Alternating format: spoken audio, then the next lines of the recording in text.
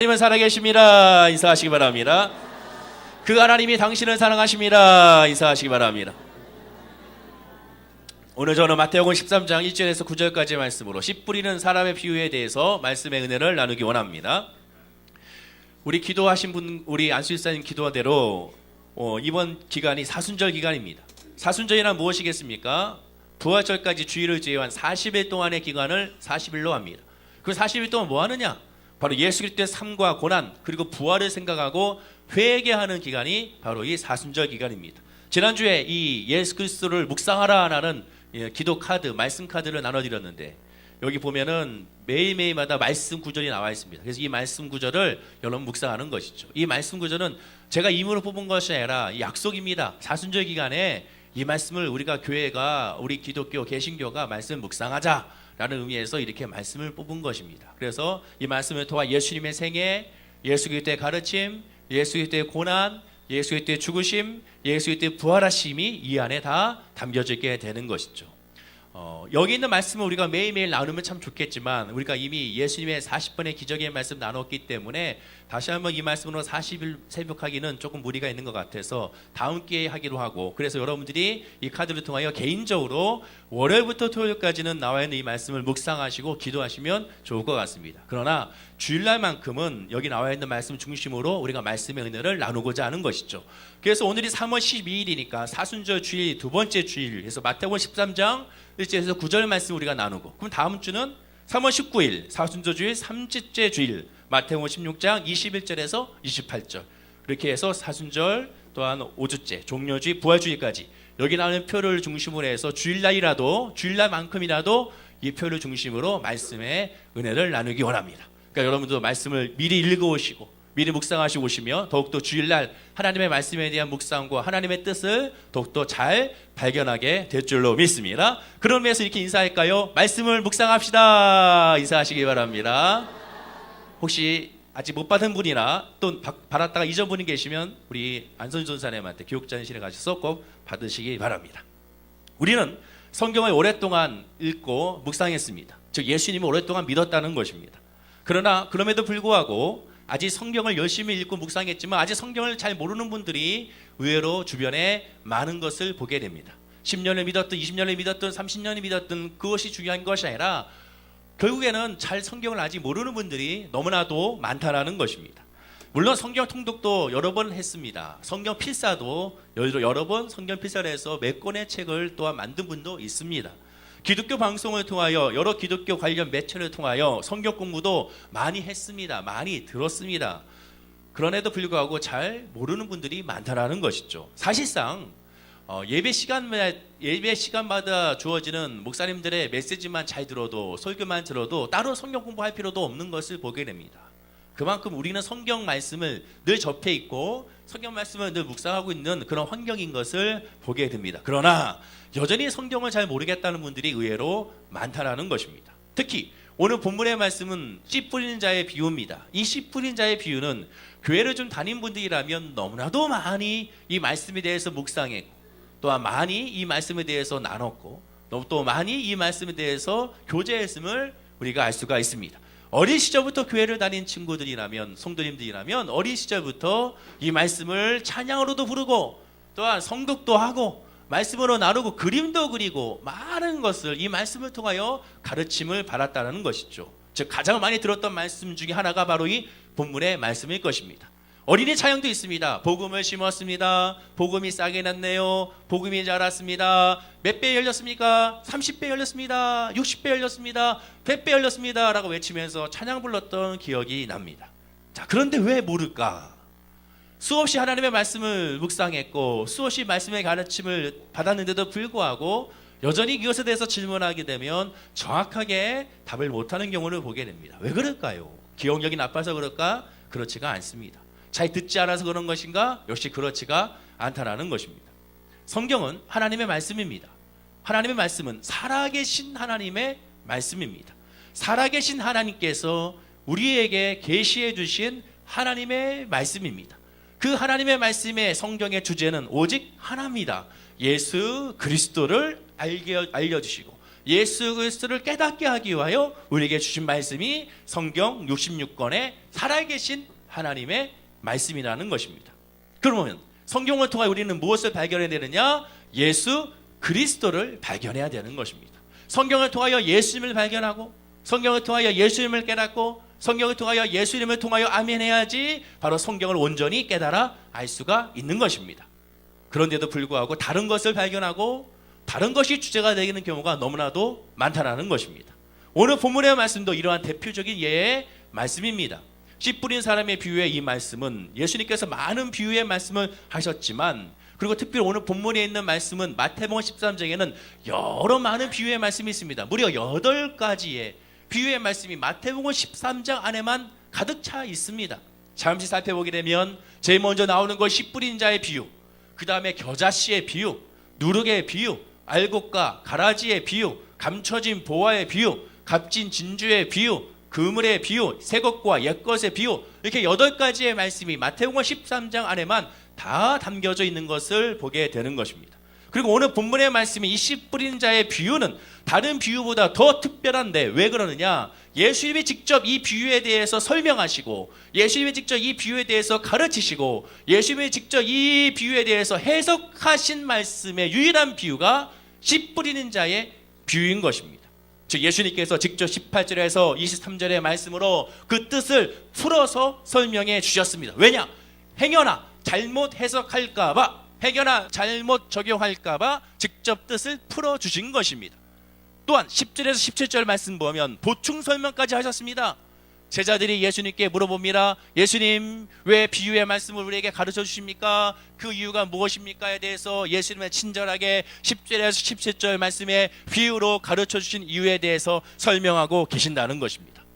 그리고 흥미롭게도 예수님은 2번에 걸쳐서 이렇게 말씀하셨습니다. 본문 11절 말씀인데 한번 볼까요? 다 같이 한번 우리 읽어보겠습니다. 시작. 대답하여 이르시되 천국의 비밀을 아는 것이 너희에게는 허락되었으나 그들에게는 아니 되었나니. 예수님이 13장에 있는 비유의 말씀을 하시면서 이 말씀은 다 깨닫는 것이 아니라고 말씀하신 겁니다. 천국의 비밀을 아는 것이 다 허락되지 않았다라고 말씀하게 됩니다. 그럼 여기서 말하는 천국의 비밀이란 무엇이겠습니까? 천국의 비밀은 오직 예수 그리스도를 통한 하나님의 나라에 대한 말씀이 천국의 비밀의 말씀이요, 이 비유의 말씀인 것입니다. 비유의 말씀의 핵심은 하나님의 나라입니다. 하나님의 나라는 어떤 나라냐? 그 나라는 어떤 은혜가 있느냐? 그 나라는 어떻게 갈 수가 있느냐? 그 말씀이 바로 비유의 말씀, 예수님의 비유의 말씀 핵심인 것입니다. 또한 14절 말씀을 다 같이 한번 읽어보겠습니다. 이사야의 예언이 그들에게 이루어졌으니 일렀으되 너희가 듣기는 들어도 깨닫지 못할 것이요 보기는 보아도 알지 못하리라. 씨 뿌린 자의 비유에 대한 말씀을 하시면서 이 말씀을 듣기는 들어도 깨닫지 못하는 사람이 있다라고 경고하고 있습니다. 예수님은 2번에 걸쳐서 말씀하십니다. 예수 그리스도의 말씀이 전해질 때 이 말씀을 깨닫는 자가 있고 깨닫지 못하는 자가 있다. 아는 자가 있고 알지 못하는 사람이 있다. 적용하는 사람이 있고 적용하지 못하는 사람이 있다. 아멘하는 사람이 있고 아멘하지 못하는 사람이 있다라는 것이죠. 은혜 받은 사람이 있고 은혜 받지 못하는 사람이 있다라는 것입니다. 얼마나 안타깝습니까?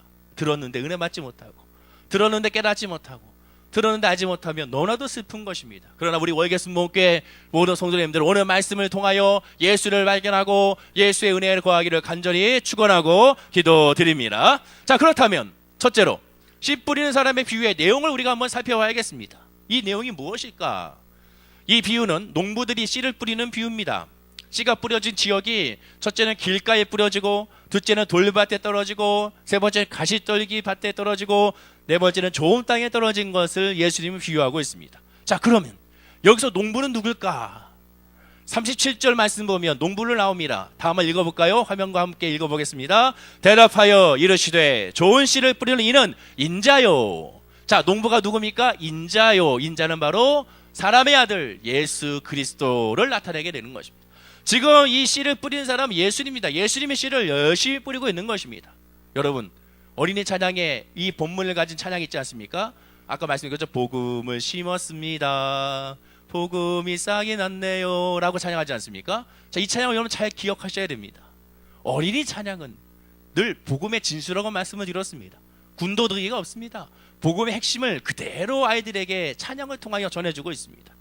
그렇습니다. 예수님은 지금 복음을 심고 있는 것입니다. 그 씨는 말씀인 것이죠. 자, 그러면 농부는 예수 그리스도면 밭은 누구를 의미할까요? 본문 38절에 밭에 대해서 설명합니다. 다 같이 한번 읽어보겠습니다. 밭은 세상이요, 좋은 씨는 천국의 아들들이요, 가라지는 악한 자의 아들들이요. 밭은 어디입니까? 세상이라고 말합니다. 자, 그럼 세상은 어디를 말할까요? 세상, 우리가 주변에 있는 우리 광운대역 주변을 말하는 겁니까? 대학로를 말하는 겁니까? 압구정 로데오 거리를 말하는 겁니까? 세상은 그러한 거리를 말하는 것이 아닙니다. 세상은 그러한 지역을 말하는 것이 아닙니다. 세상은 바로 어디를 말하느냐? 요한복음 3장 16절에 그 세상을 말씀하게 됩니다. 다 같이 한번 읽겠습니다. 하나님이 세상을 이처럼 사랑하사 독생자를 주셨으니 이는 저를 믿는 자마다 멸망치 않고 영생을 얻게 하려 하심이라. 세상이 누굽니까? 세상이 무엇입니까? 세상은 사람입니다. 옆에 있는 분에게 인사하겠습니다. 세상은 당신입니다. 인사하시기 바랍니다. 저 듣는 당신이 이상할 수 있으니까 이렇게 인사하겠습니다. 옆에 분에게 세상은 바로 접니다. 인사하시기 바랍니다. 왜냐? 세상은 죄를 말하기 때문에 그렇습니다. 죄악된 세상, 죄악된 사람을 말하기 때문에 그렇습니다. 즉 하나님은 이 사람을 이처럼 사랑하신다는 것이죠. 예수님의 보내셔서 십자가에 죽으시기까지 저와 여러분을 사랑한다고 말씀합니다. 즉 세상은 사람들입니다. 즉 예수님께서 세상 사람들에게 뭐하고 있습니까? 씨를 뿌리고 있습니다. 말씀을 뿌리고 있습니다. 복음을 뿌리고 있습니다. 복음이 계속 이 세상에 저와 여러분에게 전해지고 있고 지금 이 순간에도 복음이 전해지고 있게 되는 것입니다. 자, 그러면 예수님이 이 말씀을 정확하게 해석해 주셨습니다. 어떻게 해석해 주셨을까요? 첫 번째, 길가에 떨어졌다는 것은 새들이 와서 먹어버렸다라고 예수님 말씀합니다. 본문 19절 말씀을 우리 다 같이 한번 읽겠습니다. 아무나 천국 말씀을 듣고 깨닫지 못할 때는 악한 자가 와서 그 마음에 뿌려진 것을 빼앗나니 이는 곧 길가에 뿌려진 자요. 자, 여기서 중요한 단어가 있습니다. 핵심적인 단어는 뭐냐? 빼앗나니, 빼앗겼다라는 것입니다. 누가? 새가 뺏어 먹었다는 것이죠. 유대 문학의 표현에서 새는요, 사탄을 상징합니다. 악마를 상징하고 귀신을 상징합니다. 즉 그들과 연관이 되어 있습니다. 즉 새가 뺏어먹었다는 사단이 그것을 낙하채갔다라는 것이죠. 악한 자가 씨를 빼앗아갈 수 있었던 것은 이유가 무엇이냐? 이것을 방어하지 않았다는 것입니다. 말씀의 복음의 씨앗을 빼앗기지 않으려고 해야 되는데 이것을 거부한 것이죠. 내팽개친 것입니다. 히브리서 12장 4절에 보면 이렇게 말씀합니다. 너희가 죄와 싸우되 아직 피 흘리기까지 대항하지 아니했다. 예수 그리스도를 믿는 하나님의 자녀는 죄와 싸워야 됩니다. 가만히 있는다고 해서 죄가 물러가는 것이 아닙니다. 싸워야 됩니다. 사단은 어떻게 됩니까? 꾸짖어야 되고 사단은 쫓아내야 되는 것이죠. 사단은 인정하고 환영하고 모셔드리는 것이 아닙니다. 질병을 인정하고 환영하고 모셔드리는 것이 아니에요. 아픔을 인정하고 환영하고 모셔드리는 것이 아니라 예수 이름으로 꾸짖고 쫓아내고 내보내야 되는 것입니다. 그런데 반응이 없는 것이죠. 관심이 없는 겁니다. 아까 말씀드렸죠. 복음이 뿌려지고 있습니다. 예수 그리스도의 말씀이 복음에 들어가면 그러나 관심이 없습니다. 왜? 마음에 하나님을 두기를 싫어하기 때문에 그렇습니다. 예수 믿으세요. 아예 듣지도 않습니다. 관심이 없습니다. 천국에 대해서 관심이 없습니다. 말씀에 대해서 관심이 없는 사람입니다. 복음을 계속 뿌려주지만 관심이 없음으로 말미암아 결국에는 마지막 때 됐을 때 심판에 이르게 되는 것입니다. 그러나 그 사람이 마지막 하나님 앞에 섰을 때, 예수 그리스도 앞에 섰을 때 억울하다고 말할 것입니다. 나는 복음을 들은 적이 없습니다. 나는 그 씨앗을 바라본 적이 없습니다라고 항변할지 모르겠습니다. 그러나 예수님 말씀하신 무슨 소리냐? 내가 너에게 이때 너에게 복음을 증거했다.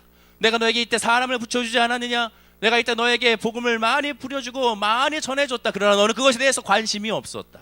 너는 그래서 아예 쳐다보지도 않았다라고 예수님은 말씀하신다는 것입니다. 죄와 싸우되 피 흘리지 아니한 복음을 아예 무시하고 관심이 없는 사람을 말하게 되는 것입니다. 그럼 두 번째, 돌밭에 떨어졌다는 것은 무슨 뜻일까요? 돌밭에 떨어졌지만 흙이 깊지 아니하므로 곧 싹이 나오나 해가 돋은 후에 타서 뿌리가 없어졌다라고 예수님은 말씀합니다. 자, 이 말씀을 예수님은 이렇게 해석하시죠. 본문 20절과 21절 말씀 우리 다 같이 큰 소리로 읽어보겠습니다. 돌밭에 뿌려졌다는 것은 말씀을 듣고 즉시 기쁨으로 받되 그 속에 뿌리가 없어 잠시 견디다가 말씀으로 말미암아 환난이나 박해가 일어날 때에는 곧 넘어지는 자요. 여기서 중요한 단어가 있습니다. 무엇일까요? 말씀을 듣고 즉시 기쁨으로 받았다는 것입니다. 무슨 뜻이겠습니까? 첫 번째는 다르죠. 복음의 말씀을 반응했습니다. 복음이 전해질 때 그것을 기쁨으로 받게 됩니다. 아멘하게 됩니다. 그것을 접하게 됩니다. 그리고 그걸로 말미암아 하나님 앞에 나와 교회 다니고 주님 앞에 나와 예배하고 찬양하고 기도한다라는 것입니다. 그런데 무엇이 문제입니까? 말씀을 듣고 즉시 기쁨으로 받았다는 것이죠. 여러분, 말씀을 듣고 즉시 기쁨으로 받을 수 있을까요? 예수 그리스도의 복음이 전해졌을 때 여러분 기쁨으로 받나요? 절대로 그렇지가 않습니다. 왜 그럴까요? 복음은 우리는 처음에 기쁨으로 받을 수가 없습니다. 왜? 우리는 죄인이기 때문에 그렇습니다. 그리스도의 복음이 전해졌을 때 그 복음이 내 안에 들어오게 되면 내가 그리스도 안에서 죄인임을 깨달아 회개하게 됩니다. 내 죄를 발견하게 되고 통곡하게 됩니다. 베드로처럼 주는 그리스도시요 살아계신 하나님의 아들입니다. 나를 떠나소서라는 고백을 할 수밖에 없습니다. 정말 예수를 만났느냐? 그러면 내가 먼저 죄인임을 깨달아 통곡하고 자복하고 회개의 역사가 나타나는 겁니다. 말씀을 받았는데 즉시 기쁨으로 받는다는 의미는 무엇이겠습니까? 즉 그 말은 회개하지 않았다는 겁니다. 죄를 발견하지 않았다는 겁니다. 자, 우리 한번 솔직하게 한번 고백을 해봅시다. 말씀을 받았을 때, 우리가 목사님의 설교 말씀을 들었을 때나 또한 어떠한 말씀을 통해서 우리가 묵상했을 때 기쁨으로 아멘할 때가 언제입니까? 언제 우리가 기쁨으로 아멘합니까? 내가 좋아하는 말씀을, 내가 원하는 말씀을 들을 때 우리는 아멘합니다. 기쁨으로 아멘하죠. 물질의 축복이 임합니다. 아멘! 건강해졌습니다. 아멘 하는 것이 솔직한 우리의 심정입니다. 오살리 기도원에서도 마찬가지죠. 아멘 아멘 소리가 언제 큰지 아십니까? 회개하십시오가 아니라 당신은 이미 하나님의 복을 받았습니다. 장막의 축복을 받았습니다 하면 벌써 아멘 소리가 어마어마하게 되는 것이죠. 무슨 뜻입니까? 말씀을 기쁨으로 받는 겁니다. 그런데 그 특징이 무엇입니까? 그 속에 뭐가 없습니까? 뿌리가 없다고 성경은 말씀합니다. 왜? 그리스도로 받는 것이 아니라 세상으로 받았기 때문에 그렇습니다. 말씀은 기쁨으로 받는 것이 아니에요. 말씀은 내 마음에 먼저 부딪힙니다. 내 마음에 찔림이 옵니다. 예수 그리스도의 말씀을 선포됐을 때, 베드로를 통하여 하나님의 말씀이 선포되고 그리스도의 복음이 선포됐을 때 그 주변에 있는 많은 이스라엘 백성들이 야, 그럼 우리는 어찌할꼬? 마음에 찔려서, 그 메시지가 내 마음에 찔려서 나는 어찌할꼬? 내가 하나님께 기도하지 않았는데, 내가 하나님을 부르짖지 않았는데, 내가 하나님을 찾지 않았는데 이제 나는 어찌할꼬? 라는 소리가 먼저 나오는 것입니다. 기쁨을 받고 아멘한다는 것은 바로 예수 그리스도를 만난 것이 아니라 세상을 만났기 때문에 아멘하는 것입니다. 내가 평상시에 내가 듣고 싶었던 말씀이죠. 내일 다 카드값을 막아야 되는데 목사님이 기도하시다가, 신유 기도하시다가 어떤 분이 카드값이 해결됐습니다만 아멘하게 되는 것이죠. 기쁨으로. 바로 그겁니다. 복음으로 만난 것이 아니라는 것이죠. 그러니 뿌리가 없죠. 신앙의 성장은 뭘로 이루어집니까? 신앙의 성장은 세상적인 것으로 이루어지지 않습니다.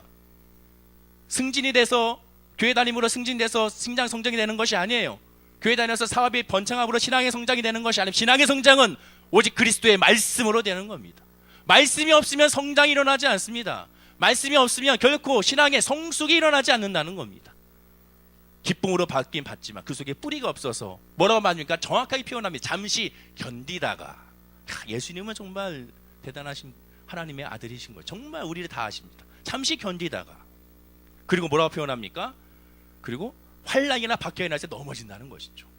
예수 그리스도가 아닌 세상 그리스도로 받게 되면 뿌리가 없게 되는 것입니다. 그러니 환난이나 박해가 일어나면 곧 뭐합니까? 넘어진다는 것이죠. 자, 그런데 중요한 것이 뭡니까? 어떠한 환난입니까? 어떠한 박해라고 예수님 말씀하고 있습니까? 세상의 환난과 박해입니까? 아닙니다. 뭐라고 표현합니까? 말씀으로 말미암은 환난, 말씀으로 말미암은 박해라고 예수님은 분명히 말씀하고 있습니다. 말씀으로 말미암은 환난과 박해입니다. 즉 예수 그리스도를 믿음으로 말미암은 고난입니다. 이게 무슨 뜻일까요? 예를 들면 청년 때는 열심히 하나님을 섬깁니다. 하나님의 은혜 안에서 열심히 기도하고 찬양하고 예배 시간에 부르짖고 눈물로 할렐루야 아멘, 나를 보내소서, 내가 어디든지 복음을 증거하고 나겠나이다. 이 중에서 선교사가 있으면 손 들어보시죠, 저요 아멘 하면서 막 열심히 하나님을 부르짖고 간구합니다. 그런데 결혼할 때는 불신자와 결혼했어요. 왜? 불신자가 더 좋았습니다. 그래서 말합니다. 합리화를 하죠. 내가 저 불신자 가정에 들어가 내가 저 사람을 변화시키고 예수 믿게 하고, 믿지 않는 시부모님을 내가 변화시키고, 믿지 않은 우리 장인 장모님을 내가 변화시키리라, 내가 선교사의 사명을 가지고 나아가 복음을 증거하리라 라고 해가지고 들어갑니다. 결혼했습니다. 문제는 무엇입니까? 부딪힙니다. 시어머니가 말합니다. 교회 다니지 마. 남편이 얘기합니다. 교회 다니지 마. 집에 있어. 같이 놀러 가자. 여행 가자. 야, 지금 황금기가 5월달 첫째 주가 어마어마한 기간이지 않습니까? 주의 종들은 벌써부터 모여서 걱정합니다. 주여, 5월 첫째 주가 너무 쉬는 날이 많습니다. 주여, 올해 추석이 너무 쉽니다. 일주일 동안 쉽니다. 주여 라고 얘기하죠. 이때가 이때라 예배 드릴 때가 아니라 이때라 놀 때라 라고 하면서 데려갑니다. 그러니 처음에는 찔립니다. 내가 예배 드리고 내가 교회하고 하나님 섬겨야 되는데, 그러다가 한두 번 빠지다 보면 이제는 어느새 주님은 사라지게 되는 것이죠.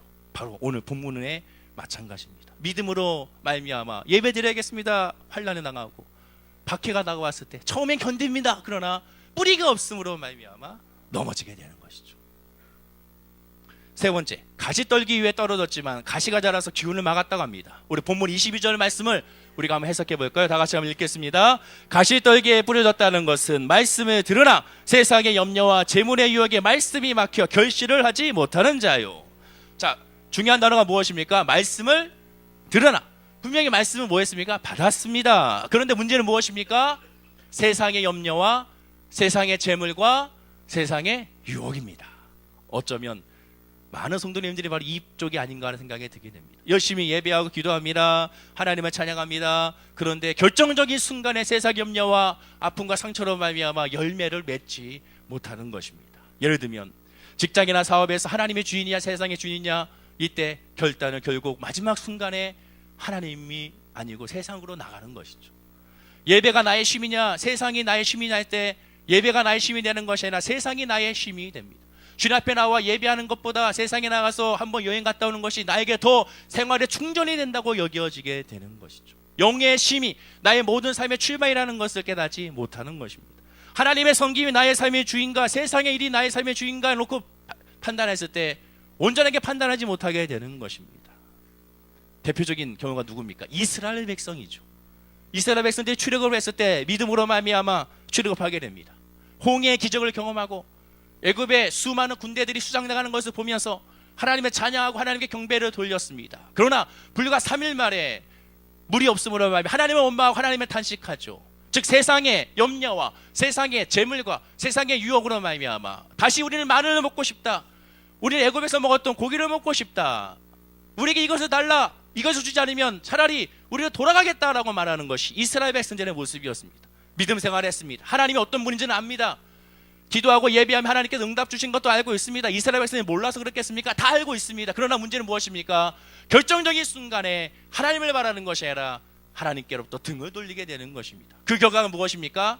가나안 땅에 들어가지 못하고 애굽에서 나와서 광야에서 삶을 마감하게 된 것입니다. 바로 이것이 세 번째 부류의 가시덩굴의 사람들의 모습입니다. 그럼 네 번째, 좋은 땅에 떨어지자 어떤 것은 100배, 어떤 것은 60배, 어떤 것은 30배의 결실을 맺었다고 합니다. 이 말 뜻은 무엇일까요? 예수님이 해석하십니다. 23절 말씀인데 큰 수요로 읽어보겠습니다. 좋은 땅에 뿌려졌다는 것은 말씀을 듣고 깨달은 자니 결실하여 어떤 것은 100배, 어떤 것은 60배, 어떤 것은 30배가 되느니라 하시더라. 좋은 땅이란 무슨 땅입니까? 좋은 땅이란 예수 그리스도로 부족함이 없다고 고백하는 사람이 좋은 땅입니다. 늘 강조하죠. 문제가 있습니다. 어려움이 있고 질병이 있습니다. 그래서 주님 앞에 나왔습니다. 아주 좋은 일입니다. 그런데 그 문제와 아픔과 상처로 주님을 만나고 주님께 부르짖습니다. 하나님 도와주세요, 도와주세요. 하나님 인도해주세요, 치료해주세요, 역사해주세요. 장막의 문제, 아버지의 물질의 문제 해결해달라 함께 부르짖고 간구하는데, 그때 그 부르짖고 간구하다가 예수를 만나게 되고 예수를 만남으로 말미암아 문제는 사라지고 예수 그리스도를 만나는 그 은혜 안에서 마음 가운데 만족을 누리는 것입니다. 처음에는 문제가 내 기도의 핵심이었는데 이제 문제가 핵심이 아니라 예수 그리스도가 내 기도의 핵심입니다. 이성적으로는 생각할 때 야 이건 도저히 감사할 수가 없는데 입에서 감사가 터져 나옵니다. 머릿속으로는 도저히 이해가 안 되는데 불구하고 내 마음에는 믿어지게 되는 것입니다. 도저히 봤을 때 내 삶을 봤을 때 어찌 이런 일이 일어날 수 있느냐라고 할 수밖에 없지만, 그러나 내 마음 가운데는 어찌 이런 일이 일어나 나에게 은혜를 주시는가라고 고백하게 되는 것입니다. 이성적으로 봤을 때는 말도 안 되는데 내 마음에 내 영으로는 감사와 찬양과 하나님에 대한 영광만 드러나게 되는 것이 하나님의 사람의 모습이고 좋은 땅의 모습인 것입니다. 즉 좋은 땅은 예수를 만나서 사람을 보며 세상을 볼 때 만족함이 없었지만 오직 주 예수를 바라볼 때 만족함을 누려서 기쁘고 감사하고 찬양이 넘쳐나는 사람이 좋은 땅입니다. 옆에 분에게 인사할까요? 당신은 좋은 땅입니다. 인사하시기 바랍니다. 자, 그럼 두 번째로 씨 뿌리는 사람의 비유에 대한 평상시 우리가 이해하고 아멘하는 부분이 무엇일까요? 아주 간단합니다. 우리가 이 말씀을 통하여 어디에 주목하고 있는가? 자, 여러분들이 이 말씀을 통하여 어디에 언더라인을 치고 있습니까? 어디 언더라인을 쫙 치고 거기다가 별표로 치고 있습니까? 어디입니까? 본문 8절이 아니겠습니까? 다시 한번 본문 8절을 읽어볼까요? 자, 시작. 더러운 좋은 땅에 떨어짐에 어떤 것은 100배, 어떤 것은 60배, 어떤 것은 30배의 결실을 하였느니라. 우리 이 말씀은 언더라인 칩니다. 그리고 아멘, 할렐루야 합니다. 하나님께부터 와 30배, 60배, 100배, 60배, 30배의 결실을 맺었다. 할렐루야. 하나님께서 나에게 이런 복을 주셨다. 하나님이 나에게 물질의 복을 주셨다. 장마의 복을 주셨다. 이렇게 우리가 하나님 앞에 나아갑니다. 근데 그것이 아니라는 것이죠. 이 결실은 세상이 아닙니다. 하나님 앞에 내가 10평 살다가 하나님께 기도하다가 이 말씀 받고 하나님 나에게 응답해 주셨어요. 이제 10평이 아니라 30배, 나에게 30평의 장막을 하나님 허락해 주셨다고 아멘하고 그 말씀 부여잡고 나가는 분들이 있습니다. 예수님은 이 말씀을 하신 것이 아니에요. 장막이 늘어났다는 말씀이 아닙니다. 내가 11조를 매달마다 10만 원을 드렸는데 하나님 나에게 30배, 60배로 주셨다고 했습니다. 이제는 다음 달부터 나에게 30만 원의 11조를 낼 줄로 믿습니다. 믿습니다. 아멘 하는 그런 말씀이 아니라는 것입니다. 지금 예수님은 이 말씀의 주제가 무엇입니까? 하나님 나라입니다. 세상 나라에 돈으로 갈 수 있습니까? 돈 가지고 갈 수 있나요? 장막 안고 갈 수 있습니까? 40평대, 50평대, 80평대, 100평대 아파트를 이고 갈 수 있습니까? 집문서 가지고 갈 수 있나요? 가져갈 수가 없습니다. 그런 얘기하죠. 태어날 때는 주먹 쥐고 태어나지만 우리가 세상 떠날 때는 주먹을 피고 손뼉을 피고 나간다는 겁니다. 아무것도 가져갈 수 없는 겁니다. 지금 말씀의 핵심은 30배, 60배, 100배는 무엇입니까? 아까 제가 말씀드렸죠. 어린이 찬양은 복음의 진수라고. 복음을 심었습니다. 복음이 싹이 났네요. 복음이 자랐습니다. 30배, 60배, 100배가 열렸습니다. 무엇이 열렸습니까? 물질이 열렸습니까? 장막이 열렸습니까? 건강이 열렸나요? 아니에요. 복음이 열린 겁니다.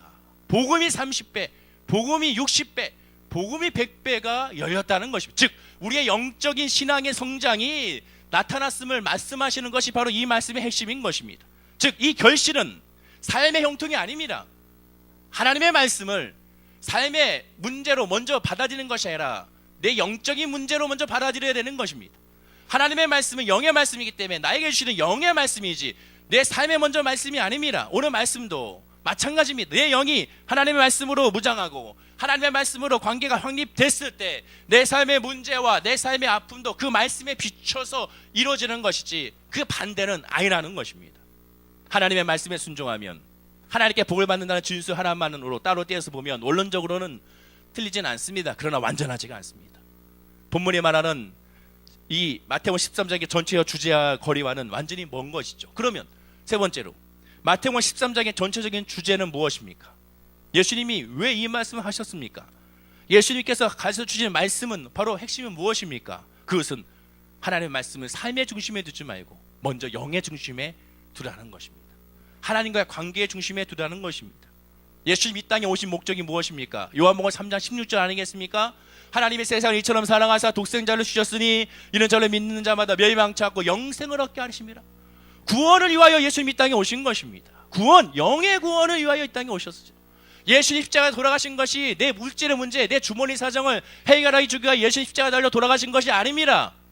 예수님이 이 땅에 돌아가신 내 먼저의 아픔과 상처 그것 때문에 먼저 아니라 먼저 우리가 죄에서 구원받아 하나님의 영적으로 말미암아 구원받는 역사를 위해 먼저 예수 십자가에 돌아가셨고 그 돌아가신 것을 깨닫는 순간 나머지 모든 사람들이 주의 뜻과 주의 계획 안에서 맡김으로 말미암아 이루어지는 역사를 체험하게 되는 것입니다. 구원입니다. 오직 구원은 요한복음 14장 6절 말씀처럼 예수께서 이르시되 내가 곧 길이요 진리요 생명이니 나로 말미암지 않고 아버지께로 올 자가 없느니라. 예수님밖에 없음을 깨닫는 것입니다. 아까 처음에 말씀했죠. 예수님께 뭐라고 말씀했습니까? 이 천국의 비밀을 아무나 알지 못한다. 이 말씀을 들었지만 깨닫는 사람이 있고 깨닫지 못하는 사람이 있다. 즉 우리 이 말씀을 통하여 삶의 적용이 먼저 아니라 예수의 영적인 것에 먼저 적용할 때 참된 예수 그리스도를 비로소 우리는 깨달아 알게 되는 것입니다. 그리고 그 예수 그리스도를 깨달았을 때 말씀을 통하여 주님을 깨달았을 때 말씀을 통해 하나님을 깨달았을 때 우리는 그때를 순간을 뭐라고 하느냐? 은혜라고 하는 겁니다. 그것이 은혜입니다. 내가 예수를 깨달은 순간 은혜입니다. 내 문제가 해결돼서 은혜가 아닙니다. 하나님을 깨달았기 때문에 은혜입니다. 예수를 깨달았기 때문에 은혜가 되는 것입니다. 그리고 그 은혜는 하나님의 전폭적인 성령의 주관으로 우리에게 주어지는 것입니다.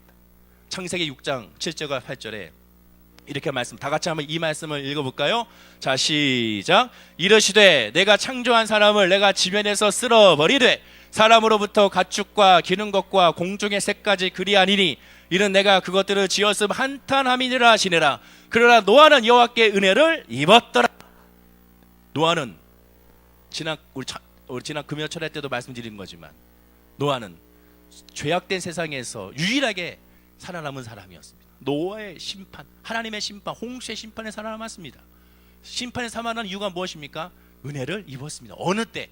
죄악이 관영할 때, 온 세상이 죄악 가운데 있을 때 오직 노아만 하나님의 은혜를 입었어요. 그 말 뜻은 하나님을 발견했다는 겁니다. 하나님을 예비했다는 것이죠. 하나님의 사랑을 알았다는 겁니다. 그것이 은혜입니다. 그 은혜를 알았던 사람이 노아입니다. 노아가 은혜가 충만했습니다. 노아가 은혜를 입었습니다. 그러자 이어지는 구절이 바로 이 다음 구절인 9절입니다. 다 같이 한번 읽어볼까요? 시작. 이것이 노아의 조건이라. 노아는 의인이요 당대의 완전한 자라. 그는 하나님과 동행하였으며. 하나님의 은혜를 입었기 때문에 의인이 된 것이죠. 하나님의 은혜를 입었고 하나님을 발견하기 때문에 당대의 완전한 자가 된 겁니다. 하나님의 은혜를 입었기에 하나님과 동행하게 된 것이에요. 하나님과 동행했기 때문에 은혜를 입은 것이 아닙니다. 은혜를 입었기 때문에 하나님과 동행하게 된 것이죠.